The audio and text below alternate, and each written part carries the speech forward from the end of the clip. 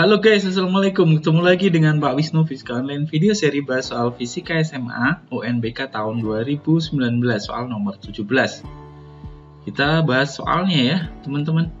Seorang anak menjauhkan sebuah kayu di permukaan air sehingga pada permukaan air terbentuk gelombang. Jika menganggap persamaan simpangan gelombang yang dihasilkan Y sama dengan 6 sin 0,2 pt plus 0,5 px di mana Y dan X dalam cm dan T dalam sekon dapat disimpulkan 1. Amplitudo gelombang 6 cm, frekuensi gelombang 0,4 Hz, 3. Panjang gelombang 4 cm, cepat rambat gelombang 1,6 cm per sekon. Kesimpulan yang benar adalah titik. Kita kerjakan soalnya ya teman-teman, cus kita kerjakan, yuk. Halo guys, dukung kami dengan subscribe dan klik tombol lonceng. Terima kasih.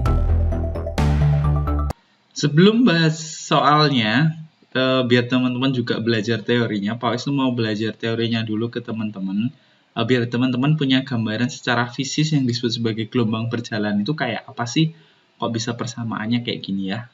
Pak Wisnu akan menggunakan aplikasi PET, teman-teman juga bisa akses aplikasi itu ya, tersedia secara gratis, oke? Cus. Oke teman-teman, materinya pada soal nomor 17 ini adalah gelombang berjalan ya. Gelombang berjalan itu apa sih? Gelombang yang ada pada tali ya teman-teman. Pak Wisnu akan simulasikan menggunakan aplikasi PET Colorado yang bisa teman-teman akses di alamat URL ini ya. Jadi kita set yang tak berujung, jadi diibaratkan tali itu panjangnya tak terhingga sehingga dia nggak punya ujung. Kemudian kita buat di osilasi, maka akan muncul yang namanya gelombang berjalan. Kok bisa disebut gelombang berjalan sih Pak? Iya, teman-teman bisa perhatikan setiap titik di tali ini ya, kelihatan seperti berjalan ini gelombangnya ke sana. Begitu lihat. Jadi semua titik ini itu mengalami perubahan simpangan ya. Lihat, titik ini bisa di atas, bisa di bawah, titik sebelahnya juga. Jadi semua titik ini mengalami perubahan simpangan sehingga efeknya seperti kita lihat ini gelombangnya kayak berjalan gitu. Dan inilah yang disebut sebagai gelombang berjalan. Nah, secara fisis wujudnya seperti ini ya teman-teman. Dan sekarang kita akan bentuk simulasi ini menjadi sebuah grafik gambar.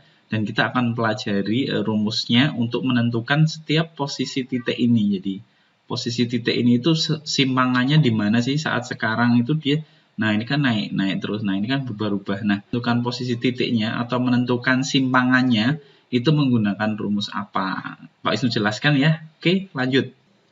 Nah teman-teman, dari simulasi tadi kalau digambar grafiknya itu seperti ini ya. Ini gambar grafiknya seperti ini. Nah ini sumbu Y ini merupakan simpangan. Sedangkan sumbu X-nya ini waktu ya. Jadi ini grafik simpangan terhadap waktu. Begitu. Nah, dalam matematika, grafik ini itu didefinisikan atau rumusnya itu menjadi seperti ini teman-teman yang sudah diajarin sama Bapak Ibu Guru di dalam kelas ya. Ada dua bentuk rumusnya yaitu Y, simpangan itu sama dengan plus minus A sin 2pi T per T, waktu dibagi periode plus minus X dibagi sama lambda, begitu. Atau bentuk yang kedua, 2pi-nya ini nggak ada, berubah jadi A sin omega T plus minus Kx. Begitu teman-teman. Nah, Y itu apa? Y itu ini loh teman-teman, jarak ini. Jadi Y itu dari sini ke sini, ini Y. Kemudian misalkan ini hijau. Hijau ini berarti Y-nya paling besar, disebut juga sebagai amplitudo positif. Jadi kalau A-nya positif itu berarti melendungnya ini di atas begini ya. Nah, kalau A-nya negatif begini, Y paling besar atau amplitudo, itu berarti cekungnya ke bawah begitu. Tanda plus min ini menunjukkan seperti itu. Jadi kalau plus berarti ke atas begini, kalau min berarti ke bawah begitu. Oke? Nah, sekarang kita lanjutkan teman-teman. Apa maksudnya plus dan minus di belakangnya ini? Nah, sekarang kalau plus di belakangnya ini, kalau plus itu berarti mendekati sumber atau buku-buku biasa menyebutnya merambat ke kiri. Tapi kalau min itu biasa disebut menjauhi sumber atau merambat ke arah kanan. Pak Wisnu ulangi ya. A positif itu berarti melendung ke atas, apa ini cembung ke atas, kalau negatif cembung ke bawah. Kalau positif yang belakang ini berarti arahnya ke kiri atau mendekati sumber. Negatif arahnya ke kanan atau menjauhi sumber. Begitu ya. Nah, dengan gambaran yang seperti tadi, teman-teman, kita akan bisa mengerjakan soal ini. Langkah pertama, teman-teman lihat persamaan gelombangnya. Dia pakai persamaan yang 2P-nya di luar atau tidak.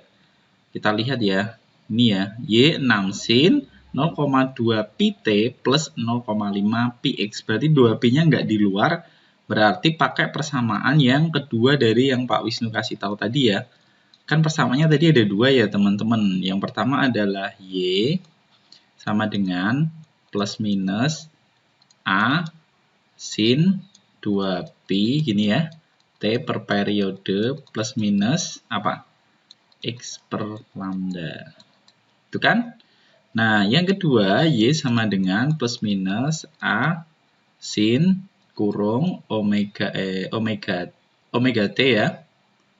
Omega T plus minus KX. Nah, berarti kita pakai yang ini ya.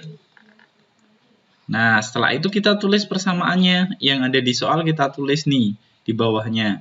Y sama dengan 6 sin terus omeganya 0,2 pi T plus 0,5 px. Nah, berarti 6 ini punyanya si A, kemudian yang di depannya T ini semua punyanya si omega, kemudian semua yang di depannya X ini punyanya si K.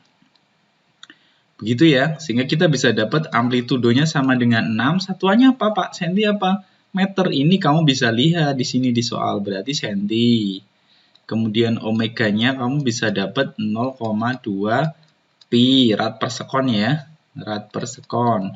Kemudian K-nya ini nggak ada satuannya, kamu bisa punya 0,5 pi. Gitu, sekarang kita cek amplitudenya 6 cm, betul. Frekuensi belum bisa, harus kita hitung ya. Kalau frekuensi berarti kita harus pakai rumus omega ya. Omega sama dengan 2πf. Omeganya ini berarti 0,2 pi sama dengan 2πf. Coret-coret, berarti F sama dengan 0,2 dibagi 2 sama dengan 0,1 Hz. Betul apa salah ini? Salah. Oke. Berarti 1 betul, 2 salah. Ini salah. Ini salah, ini salah. Berarti kemungkinan yang 3 sama 4 ya.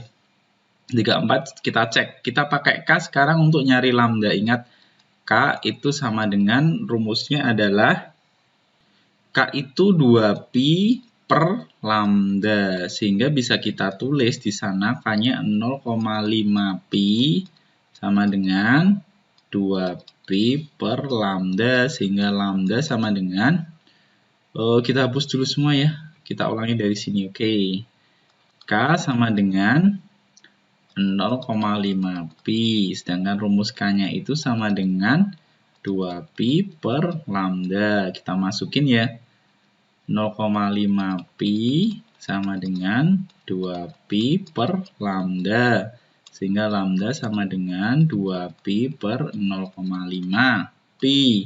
Coret-coret sama dengan 2 per setengah sama dengan 4. Satuannya apa? Sentimeter. Berarti 1 betul, 2 salah, 3 betul. Otomatis jawabannya adalah 1 dan 3 ya teman-teman. Yang B nggak usah kita hitung, nggak masalah ya. Karena udah ketemu jawabannya. Tapi nggak apa-apa kita buktikan. Panjang gelombangnya ketemu, kemudian frekuensinya ketemu, kita pakai V ya. V sama dengan lambda kalikan F. Atau rumus lainnya V itu sama dengan lambda bagi periode. Kita pakai yang ini ya, karena kita punya frekuensi sama panjang gelombang. Panjang gelombangnya 4 cm, frekuensinya tadi berapa? Teman-teman, ketemunya frekuensinya itu 0,1 ya. 0,1, sehingga jawabannya 0,4 cm per sekon. Salah ya ini ya. Nah, begitu teman-teman. Semoga bermanfaat. Kita bahas soal sekaligus belajar teorinya. Pak Wisnu akan sering-sering upload di masa lockdown ini di sekolahan pada libur kan ya.